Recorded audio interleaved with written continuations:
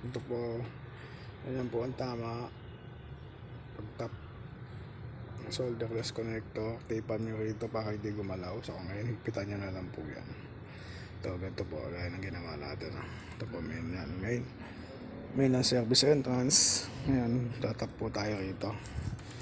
Na number 8 na wire. Ayan. Ito. Balkutin nyo po yung wire para maganda-ganda ang kapit nya. Kasi kanyang ngayon hihigpitan na ngayon ng ano yan, na katala or yung sukat na wrench para dyan. Hanapan nyo na lang kung anong sukat para sa open wrench or close wrench. Pwede rin back wrench. Ito po yung ating solderless connector. Yun, pagkatapos yan, dapat balutan